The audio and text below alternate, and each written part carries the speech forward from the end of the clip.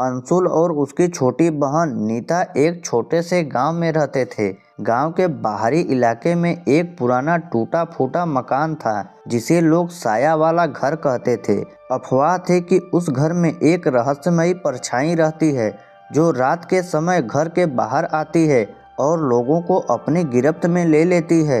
अंशुल को इन सब बातों में कोई विश्वास नहीं था, लेकिन उसकी बहन नीता को उन अफवाहों का बहुत डर था। एक दिन अंशुल और नीता ने निर्णय लिया कि वे उस घर में जाएंगे और इस अफवाह की सच्चाई जानेंगे। वे रात के अंधेरे में घर की ओर बढ़े। जैसे ही वे उस खंडहर में पहुंचे, अंशुल ने महसूस किया कि वातावरण में कुछ अजीब था। हवा बहुत ठंडी थी और चारों ओर अजीब सी खामोशी पसरी हुई थी। नीता डरते हुए अंशुल के पास आकर खड़ी हो गई। अचानक घर के अंदर से एक हल्की सी खटखटाहट सुनाई दी। अंशुल ने नीता को दिलासा दिया और दोनों धीरे धीरे अंदर दाखिल हुए। जैसे ही वे अंदर पहुंचे, अंधेरे में उनकी आंखों किसी भी चीज को ठीक से देख नहीं पा रही थी।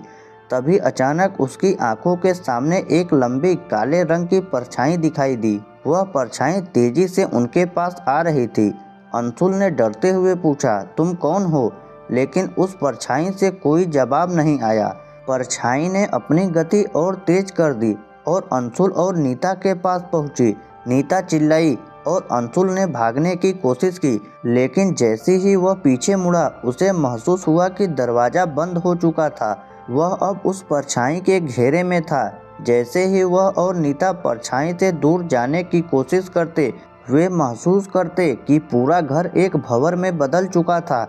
घर की दीवारें खिसकने लगी और कमरे अचानक स्थान बदलने लगे। परछाई ने अपने चेहरे को प्रकट किया और अंशुल ने देखा कि वह न तो इंसान थी, न ही कोई जीवित प्राणी। उसकी आंखों में एक अजीब सी चमक थी जो डर से भी अधिक भयावह थी। तुम दोनों को यहाँ से कभी नहीं जाने दिया जाएगा, वह परछाई बोल पड़ी। उसकी आवाज़ में सर्दी और खौफ का मिश्रण था। नीता सर्दी से कांपने लगी और अंशुल ने उसे दिलासा देते हुए कहा, डरो मत, हम इसे हराएंगे। लेकिन जैसे ही उसने परछाई को पीछे ढकेलने की कोशिश की, वह महसूस करता है कि उसकी पकड़ बढ़ती जा रही थी। अचानक अंशुल ने देखा कि परछाई के पीछे एक और विशाल आकृति उभर रही थी। यह आकृति उस परछाई की सच्चाई थी, एक विशाल काले रंग का साया जो पूरे घर को निगलने के लिए तैयार था। अंशुल और नीता दोनों को अब यह समझ में आ गया था कि वे किस चीज से जूझ रहे हैं। यह कोई साधारण भूत प्रेत नहीं था, बल्कि एक प्राचीन आत्मा थी जो इस घर में बसी हुई थी और अपने शिकारों को जिंदा खा जाती थी।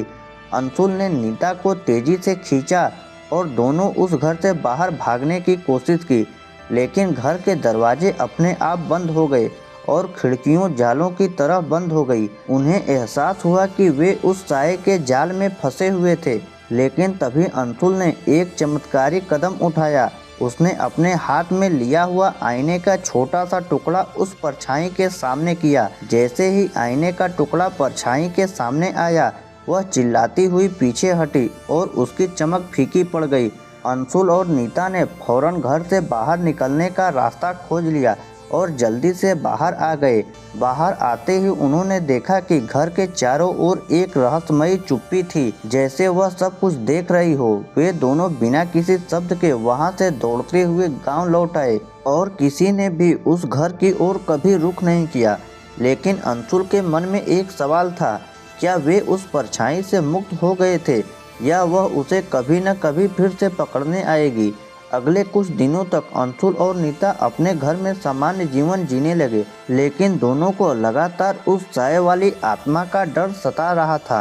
अंशुल ने धीरे धीरे महसूस किया कि उसकी नींद में अजीब से सपने आने लगे थे।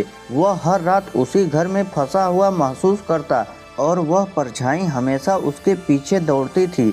एक रात अंशुल ने तय किया कि वह इस रहस्य का हल निकालने के लिए किसी और से मदद लेगा। उसने गांव के बुजुर्ग से सुनी हुई बातें याद की। बुजुर्ग ने उसे बताया था कि घर में जो परछाई बसी थी वह एक प्राचीन आत्मा थी जो किसी भयानक बलि का परिणाम थी। अंशुल ने सोचा, क्या उस आत्मा को शांति तब मिलेगी जब उसे उस बलि का सच्चाई पता चले। अंशुल और नीता फिर से उस घर की ओर बढ़े। अब वे ज्यादा सावधान थे और उन्होंने इस बार पूरे इलाके का बारीकी से निरीक्षण किया। अंशुल को एक पुरानी किताब मिली जो उस घर के इतिहास के बारे में बताती थी। किताब में लिखा था कि यह घर पहले एक महल हुआ करता था और एक दिन यहाँ एक क्रूर रानी ने एक निर्दोष आदमी को बलि चढ़ाया था। उसी रात से उस आत्मा की उपस्थिति महसूस की गई।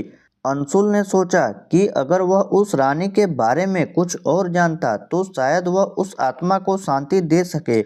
उसने फिर से उस घर की गहरी छानबीन की और अचानक एक पुराने तहखाने में प्रवेश किया। वहां उसने कुछ और पुरानी यादें पाई। वह महसूस करने लगा कि यह खेल केवल भूत प्रेत का नहीं बल्कि एक बड़ा कच्चा सच है जिसे सामने लाना जरूरी था। एक रात जब अंकुल और नीता उस घर में थे, परछाई फिर से सामने आई। इस बार उसकी आंखों में कुछ और था, जैसे वह कुछ कहना चाहती हो। अचानक वह परछाई बोली, तुम दोनों को यहाँ लाने वाला तुम्हारा ही कर्म था। तुम्हारी जिज्ञासा ने मुझे फिर से जीवित कर दिया। अब तुम्हें इसका हल ढूंढना होगा।